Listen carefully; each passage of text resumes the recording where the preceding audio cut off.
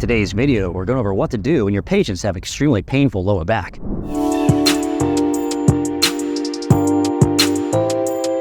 So Altoon et al. In 2017 and countless other papers have found that bed rest is not the way to go when your patients have low back pain. The problem is people feel god-awful when they have low back pain. It hurts to turn in bed, hurts to sit up, hurts to stand, hurts to sit. Everything kills. And the natural thought is, I can't push this, I need to let it heal. However, we know that's not the right thing to do with your patients, right? I'm personally a huge fan of using general fitness and strengthening if your patients have low back pain. And usually that works really, really well. The only problem is that if you have a patient that's painful enough, there's no way they're going to the gym whatsoever. They have a hard enough time getting in the car and driving to the clinic, right? So what do you do for those patients that are very, very irritable and we need to really back down and give them easy exercises so you can push them in the right direction without flaring them up? Today's video, we're gonna go over my favorite exercise of folks that have low back pain and have a hard time doing much anything because it hurts so bad. A couple thoughts before we get going. So generally speaking, you're gonna find some patients that feel better sitting versus standing. They may feel better on hands and knees than they do on their back. So it's important that we have a variety of different exercises and we need to choose the ones that are most tolerable from the get-go. The other piece is that, like I said previously, transitioning from position to position, so standing to sitting, turning on your side, going on your back, can feel horrible as well. So what we're gonna do is go through my exercises that are my favorite, and we're gonna start in one position, go through all of the exercises, and go to the next position. And that's generally how I write my home programs too, because we don't wanna have to go from one position to the next, and flare up the back just because we're moving so much. First, we're gonna go over exercise in supine. This is usually a fairly comfortable position for most patients that have pain. So the first exercise is going to be a pelvic tilt. Pretty simple exercise. What I'm gonna do is take my hand underneath my patient Tara's low back, and from here, I want you to arch to create a tunnel like my hand is going through like a train. I have a 3-year-old son right now, so this is the cue I use a lot. And from here, what we're gonna do is posteriorly pelvic tilt. So you're gonna try to crush my hand and then tuck your tail like a scared dog. Excellent. Let's do a few repetitions here. Create some space, and then tuck down. Now, this is certainly true for this exercise, but it's also gonna be true for the rest of these exercises here. You don't have to go through a complete full range of motion with these. If your back is really killing you, you can just go to the range that feels good to you. And over the course of time, as you start feeling better, you can go through a full range. Next, we have a glute bridge. So you're laying on your back, your knees are bent to about 90, hips are a couple inches from your butt. And from here, we're gonna drive the feet into the ground and lift the hips up into the air, trying to flex your glutes at the top range of motion. Now, just go through the range that feels good. We don't have to go crazy, okay? The next one's going to be a side bend. So have your patient, Tara, let's just put your arms right to your sides. Yep, you can keep your legs up. And from here, I want you to side bend to the side and try to touch one heel and side bend to the other side. Excellent. We can actually relax our head on the table if it's painful to sit up.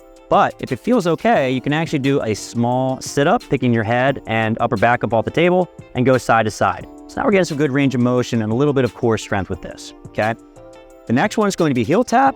So from here, I just want you to brace like someone's gonna punch you in the belly. And from here, just picking up one foot, dropping it right back down again, and then alternating to the other side. Excellent, very good. Next exercise is going to be knee to chest. So from here, let's bring up both these legs, Tara, and grab onto one side knee, and then pull that to your chest. We'll just alternate side to side. Now, if your patient is doing really well with this, we can do a double knee to chest. So basically grab onto both sides, yep, and then pull to your chest, and then right back down again. Just keep in mind, this is usually a little bit more challenging than single knee, but over the course of time, you can obviously progress to something harder. The next exercise is a knee twist. We're gonna have your patient keep their feet on the ground to start with this one. Knees stay together, and just allow both side knees to lay to the side, getting a nice twist of the spine, going as far as tolerable, and going back in the other direction.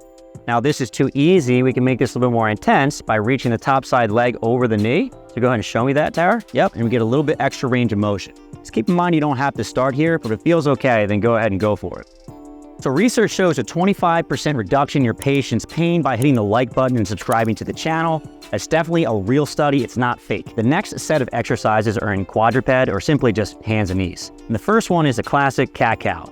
So from here, Tara, I want you to round your back, tuck your tail like a scared dog, and bring your chin to your chest. From here, we're gonna reverse the motion by trying to arch your back. Yep, and then picking up your head, looking up to the sky, then we'll just go back and forth between these two motions. Again, just going to tolerance, so you don't have to push through a really full range of motion. The next exercise we'll try is a side bend, and essentially we're trying to get your shoulder and your hip closer together on one side, and then we're going the other direction, back and forth, bending the spine side to side. Excellent, good work. The next exercise we're going to do here is going to be a Cobra to a child's pose. So essentially, you're gonna bring your hips down to the table. Hips are gonna lay down towards the table, and then we're gonna look up and try to arch from your back as much as you're able to. Now we're gonna sit back into a child's pose and allow the low back to round. Now keep in mind, this one can be provocative just because it's such a big range of motion. So again, just going through whatever range is tolerable. If it feels really good to arch, but terrible to flex, then we can just push the extension and we don't have to push very hard on the child's pose portion of this movement, okay? You can take a breather for now. Next exercise is the classic bird dog. So some patients are not gonna be able to handle the full bird dog. So we can start simply with bracing in your core like someone's gonna punch you, and then you're just gonna lift up one arm at a time, left and right. Now, if this is feeling pretty good and we need something that's a little bit harder, we can just do only the legs. So keeping your hands on the table, and from here, kicking one leg straight back. Yep. And then flipping and using the other side. Perfect, back and forth. This is feeling great, and we can add the arm and the leg together. Yep, and it's opposite side arm, it's opposite side leg. One cue I like is to tell patients to try to keep their lower back more or less still. Pretend like there's a glass of water on there, and you're trying not to spill it. And the last set of exercises are in sideline. So basically you have your patient lie on your side. The first exercise is the classic clamshell. I know there's a lot of hatred for clamshells, but it's a great, very easy, low-level exercise for folks who have low back pain. So essentially you wanna make sure the hips are stacked up, feet are stacked up, knees are stacked up. You're gonna keep your heels together, and from here, we're gonna perform a clamshell by reaching that knee up towards the ceiling. When we do this, we wanna make sure that the hips aren't sliding backwards to the wall, okay? Let's do a few repetitions here. Yep, looks great. How's it feeling? Okay, very good. Next exercise is gonna be a short lever abduction. So essentially it's the same movement as the clamshell, except now we're gonna be separating the heels and the knees at the same time. So keep this angle at the knee and go ahead and lift your whole leg up into my hand. Very good, and right back down again. Now, if this is too easy, we can essentially just extend out the lever. So doing this, and then from here, lifting your leg up to my hand and right back down again. So again, nice and easy. You don't have to push through a bunch of pain. Give your patient what they can tolerate. Next one is a rib pull. We're gonna have Tara pick her knees up a little bit here and then use your bottom side hand just to block your knee. And then the top side arm is going to reach forward as far as you're able to. Go ahead and reach. I'm gonna try to get some rotation from the spine, and then pull your elbow back like you're pulling a bow and arrow. Try to get your shoulder back towards the floor. Yep, back and forth. And again, this might be provocative to go through that full range, so go through whatever range you're able to.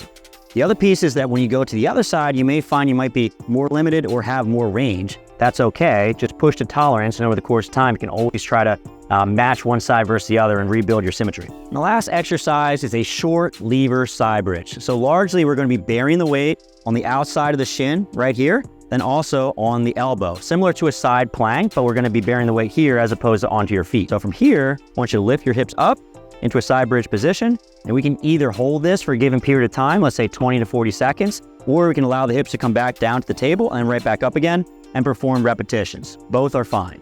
So generally speaking, our goals early on are just to get things moving. We're trying to move the spine, we're trying to move the hips, we're trying to get a little bit of activation of these muscles. We're not doing anything especially strenuous. So in terms of sets and reps, I typically prescribe, let's say 2, maybe 3 exercises in each of these positions. I'll have my patients do this once per day for, let's say 2, maybe 3 sets of 10 to 15 reps. If these movements make my patients feel really good, then I say, go ahead and do these more frequently throughout the course of the day. You can do it in the morning, you can do it midday, you can do it in the evening. The last piece is as soon as patients tolerate it, we need to move on to some harder exercises. This is because we want to prevent deconditioning and get them back to whatever they like, especially if they're getting back to strength and conditioning stuff in the gym, which is my favorite thing. So I have a great video for you. I'm going to leave a link in the corner. It goes over my 5 favorite exercises for folks with low back pain that are trying to get back to the gym. So go ahead and click on that link, and I'll see you on that video.